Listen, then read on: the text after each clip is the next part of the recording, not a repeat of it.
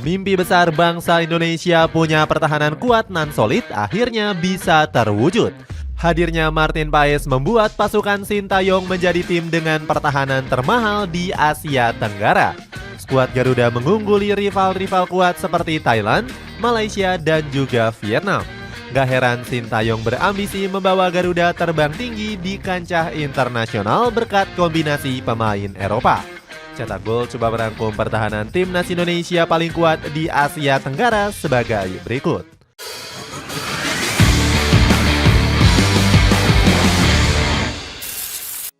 Solidnya pertahanan berkah kehadiran Martin Paes. Tim nasional Indonesia punya masalah pertahanan rapuh yang sulit teratasi di berbagai era kepelatihan. Di tahun 2016, Alfred Riedel pernah mengeluhkan skuad Garuda punya pertahanan yang cukup rapuh. Mantan pelatih timnas Indonesia ini menilai fisik pemain skuad Garuda sangat lemah. Sintayong selaku pelatih juga membenarkan kalau sektor pertahanan menjadi titik rapuh. Coach Shin menyadari hal tersebut dan bakal fokus menguatkan sektor pertahanan Garuda. Langkah pertama sang pelatih adalah memanggil bek tengah tangguh yang berkarir di Eropa. Beberapa bek kenamaan berhasil merapat seperti Justin Hubner, J. Itzes, Sandy Walsh, dan juga Nathan Chuaon. Namun Sintayong juga menyoroti sektor penjaga gawang yang mudah dijebol. Sebenarnya Indonesia nggak pernah kekurangan kiper-kiper lokal berkualitas. Hanya saja para kiper tersebut masih belum tampil konsisten dan kerap mendapatkan kritikan. Sebut saja Nadeo Argawinata yang harus tersingkir dari skuad utama usai kebobolan 5 gol di laga kontra Irak. Nggak heran Sintayong pun berencana untuk mengambil kiper keturunan di Eropa. Daniel Klein, Cyrus Margono, Emil Audero Mulyadi sampai dengan Martin Paes sempat menjadi kandidat. Pada akhirnya skuad Garuda menjatuhkan pilihannya kepada Martin Paes. Sebenarnya naturalisasi Paes sempat nggak mendapatkan restu dari FIFA. Alasannya kiper kelahiran Nijmegen ini pernah membela tim nasional Belanda di berbagai kelompok umur, terutama saat usianya sudah lewat. Hadirnya Paes tentunya membuat pertahanan timnas Indonesia semakin solid. Kiper FC Dallas ini pun dikabarkan sudah bisa dimainkan skuad Garuda di ronde ketiga kualifikasi Piala Dunia. Yang paling terdekat adalah pertandingan menghadapi tim nasional Arab Saudi dan juga Australia. Paes mengaku gak sabar menjalani debut pertamanya berseragam timnas Indonesia. Kiper 26 tahun ini bersyukur punya kesempatan berseragam skuad Garuda. Paes mengungkapkan dirinya bakal memberikan yang terbaik untuk bisa mewujudkan ambisi besar bersama. Malaysia yang kesulitan mengandalkan kiper keturunan. Hadirnya Martin Paes menjadikan timnas Indonesia sebagai tim dengan pertahanan terkuat dan termahal di Asia Tenggara. Jomplangnya kualitas bisa dilihat dari kekuatan pertahanan dari timnas Malaysia. Skuad Harimau Malaya kesulitan mencari kiper keturunan berkualitas yang berkarir di Eropa. Sebenarnya mereka sempat dirumorkan akan menaturalisasi kiper keturunan yakni Diego Altuve. Pemain 24 tahun ini diklaim jauh lebih baik dari Paes karena merupakan jebolan Real Madrid Castilla. Selain itu, rumor yang beredar juga menyatakan Altuve punya darah keturunan. Klub lokal seperti Johor Darul Tazim pun dikabarkan tertarik membeli kiper asal Spanyol ini. Namun sayangnya koar-koar netizen negeri jiran gagal menjadi kenyataan. Altuve malah nggak tertarik dan membantah dirinya punya darah keturunan Malaysia. Koar-koar netizen Malaysia yang mengklaim Altuve lebih baik dari Paes hanyalah omong kosong belaka. Hal itu bisa dibuktikan dari catatan statistik Paes yang mengungguli telak Altuve. Di musim lalu saja, Altuve jarang dimainkan klub La Liga 2 yakni Albacete dengan catatan 6 laga. Berbeda dengan Paes yang menjadi andalan FC Dallas dan sudah memainkan 30 laga di MLS. Nggak cuma itu, Martin Paes juga mengungguli Altuve dalam hal nilai transfernya. Bersumber dari Transfer Market, nilai transfer Paes menyentuh angka 1,5 juta euro atau 25 miliar rupiah. Ini sangat berbeda jauh dari Altuve yang hanya punya nilai transfer 600.000 euro saja. Malaysia yang terpaksa mengandalkan bek tengah lokal. Perbandingan sektor pertahanan Malaysia juga kalah jauh dari komposisi timnas Indonesia. Harimau Malaya cenderung memilih pemain naturalisasi yang gak sesuai ekspektasi. Selain itu, Malaysia juga sering ditolak oleh pemain keturunan seperti Ethan Whitley. Pemain Akademi Manchester United ini sudah mengakui dirinya nggak punya darah keturunan Malaysia. Whitley menegaskan kepada media untuk berhenti mengaitkan dirinya dengan Malaysia. Penolakan ini menjadi salah satu kesulitan Harimau Malaya dalam memilih pemain keturunan. Apalagi saat ini skuad Pau Marti kesulitan dalam mencari pemain keturunan di posisi bek tengah. Datuk Hamidin Amin selaku Presiden FAM sempat ingin mendatangkan Mats Dijel dari Go Ahead Eagle. Sayangnya pemain kelahiran Belanda ini menegaskan gak punya hubungan darah dengan Malaysia. Datuk Hamidin juga membantah jika FAM membidik Mats Dijel. Presiden dari FAM ini menganggap ada pihak yang ingin mencoreng nama baik federasi. Sulitnya mendapatkan bek keturunan membuat Malaysia terpaksa mengandalkan bek dari liga lokal. Sahrul Saad, Corbin Ong, dan Matthew Davis menjadi nama yang paling sering dipanggil. Hasilnya, skuad negeri jiran harus gagal melaju ke ronde ketiga kualifikasi Piala Dunia. Transfer Market mencatatkan skuad Harimau Malaya nggak punya satupun pemain keturunan di posisi pertahanan. Sebelumnya, Malaysia punya Dion Kuls yang bermain di klub Brugge. Pemain 28 tahun ini juga beberapa kali nomaden ke klub kecil Eropa seperti FC Jablonec. Setelah itu, Dion Kuls malah menerima pinangan dari klub asal Thailand yakni Buriram United. Hal ini sontak membuat warganet Malaysia kecewa dengan keputusan Dion. Padahal netizen negeri jiran seringkali membanggakannya karena bermain di Eropa. Rapuhnya pertahanan Vietnam ditolak keturunan. Masalah pertahanan juga dialami oleh Vietnam sejak bertarung di ronde kedua. Lini pertahanan skuad The Golden Star bahkan kebobolan 10 gol dari 6 pertandingan di fase grup.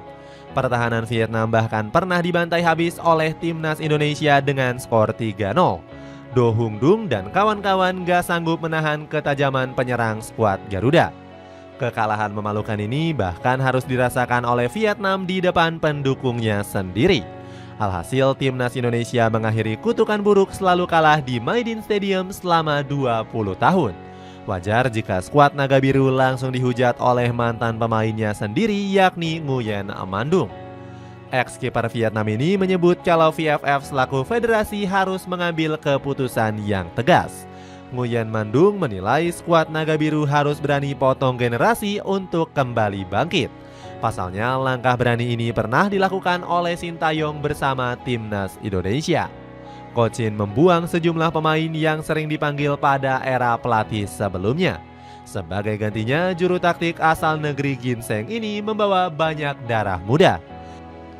Selain itu, Sintayong juga berani menghidupkan proyek naturalisasi pemain. Namun, sang pelatih nggak main-main dalam mencari darah keturunan bagi skuad Garuda. Coach Sintayong hanya mengincar pemain kualitas grade A yang sedang berkarir di Eropa. Cara ini langsung berusaha ditiru oleh VFF dengan memburu banyak pemain keturunan Vietnam. Salah satunya adalah Brandon Lee yang membela Burnley U18 yang disebut bisa membela skuad Naga Biru. Pemain berdarah Irlandia ini lihai dalam bermain sebagai gelandang bertahan hingga bek tengah. Kemudian ada Kelvin Sau yang sempat berkarir untuk tim Bundesliga yakni Union Berlin. Sayangnya pemain 17 tahun ini sedang menganggur usai kontraknya nggak diperpanjang. VFF juga masih mencari pemain keturunan dari tanah Jerman dengan mengincar Ibrahim Maza. Punggawa Hertha Berlin ini bakal menjadi amunisi hebat untuk skuad Naga Biru. Pasalnya Maza sudah pernah mencicipi debut di Bundesliga pada musim 2023-2024. Pemain 18 tahun ini juga langsung menjadi pilar utama Hertha Berlin di musim ini.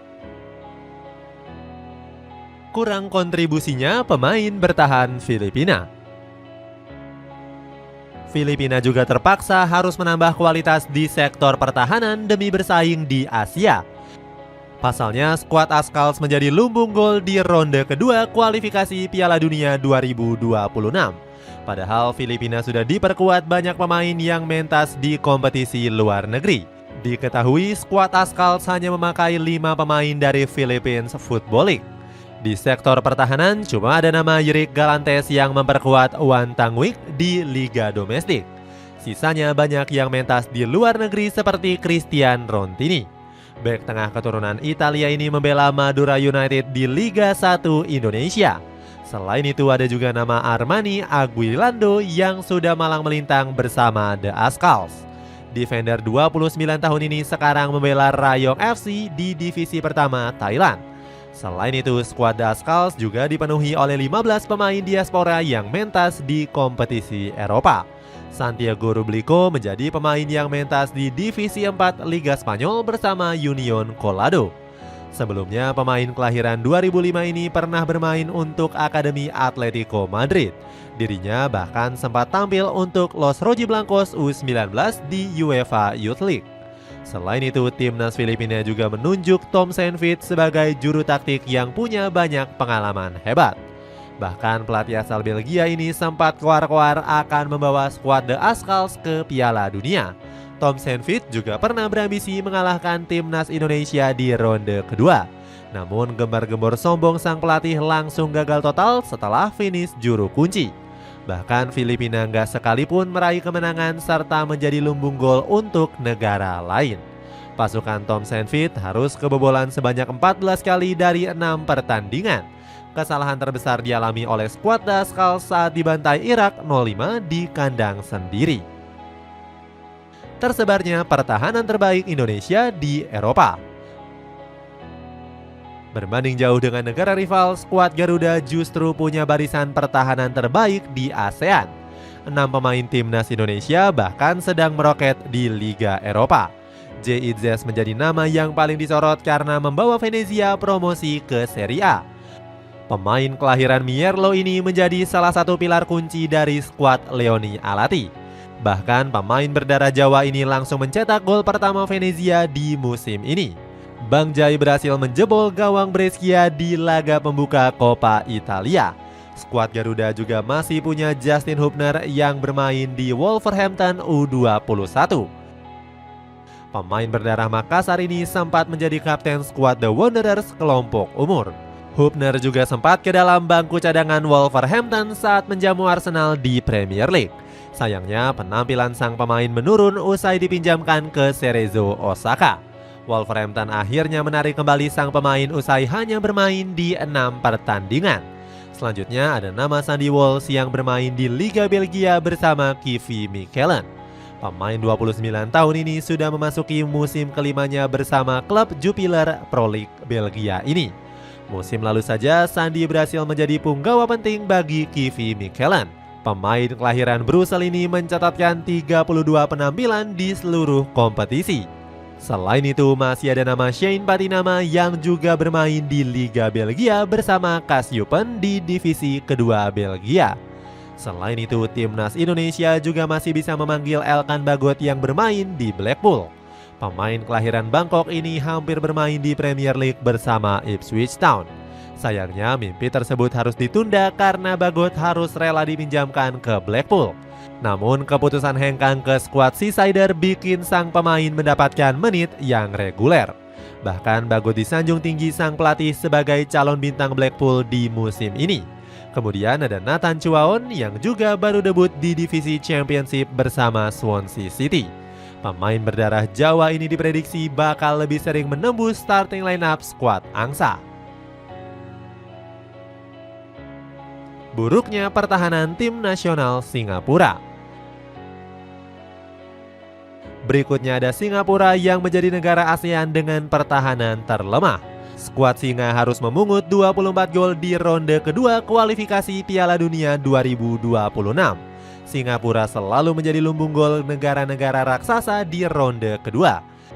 Sebut saja Korea Selatan yang berhasil mencetak 12 gol dari 2 laga menghadapi Singapura. Skuad asuhan Sutomo Ogura bahkan sempat dibantai 0-7 saat menjamu pasukan negeri ginseng. Jumlah kebobolan Singapura hanya kalah dari Pakistan yang kemasukan 26 gol di ronde kedua. Buruknya pertahanan membuat pasukan Sumoto Ogura harus finish sebagai juru kunci. Singapura hanya sanggup meraih 1 poin dari 6 pertandingan di grup C. Hasil imbang berhasil didapatkan oleh Hasan Sani dan kawan-kawan saat menghadapi Cina dengan skor 2 sama.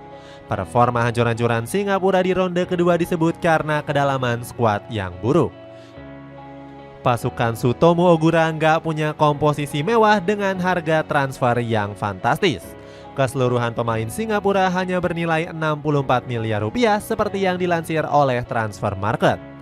Jumlah ini masih kalah telak dibandingkan timnas Thailand yang punya valuasi transfer 177 miliar rupiah. Kekacauan barisan pertahanan Singapura juga semakin bertambah usai Hasan Sani pensiun. Kiper 40 tahun ini memutuskan untuk gantung sarung tangan usai 20 tahun membela skuad Singa. Hasan sempat mempersembahkan gelar ASEAN Cup 2004 dan 2007 untuk Singapura. Kehebatan pemain 40 tahun ini bahkan sempat diakui oleh media The Daily Telegraph. Nama Hasan masuk dalam posisi 18 dari 20 kiper hebat dunia seperti Manuel Neuer, David De Gea, dan juga Gianluigi Buffon. Dia juga menjadi pahlawan yang menolong Cina untuk lolos ke ronde ketiga. Hasan berhasil mencatatkan 11 penyelamatan saat Singapura menghadapi Thailand di laga terakhir ronde kedua.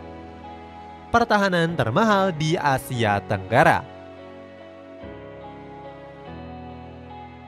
Dengan kedatangan Martin Paes, tim nasional Indonesia menjadi skuad dengan pertahanan termahal di ASEAN. Nilai transfer kiper dari FC Dallas ini juga mengungguli Neil Entrich selaku kiper tim nasional Filipina. Pasalnya, Paes punya bandrol 1,5 juta euro atau senilai 26 miliar rupiah. Sementara Entrich yang membela Buriram United hanya punya nilai transfer 300.000 euro.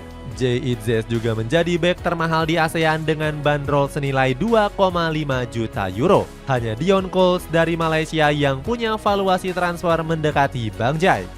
Bek tengah Buriram United ini punya nilai transfer sebesar 800.000 euro atau setara 13,7 miliar rupiah.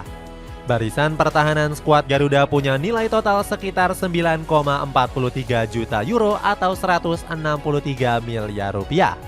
Calvin Verdong bahkan menjadi bek sayap kiri termahal di ronde kedua kualifikasi Piala Dunia 2026. Mahalnya barisan pertahanan skuad Garuda bahkan gak bisa disaingi 3 negara sekaligus. Nilai transfer gabungan lini belakang Thailand, Vietnam, dan Malaysia masih kalah jauh dari timnas Indonesia. Jika di total pertahanan ketiga negara ASEAN ini hanya bernilai 8 juta euro saja. Itulah ulasan pertahanan timnas Indonesia yang paling kuat di Asia Tenggara. Bagaimana pendapatmu? Apakah dengan pertahanan terbaiknya timnas Indonesia bakal semakin sulit dijebol di ronde ketiga demi lolos ke Piala Dunia 2026? Coba tulis pendapatmu di kolom komentar di bawah ini.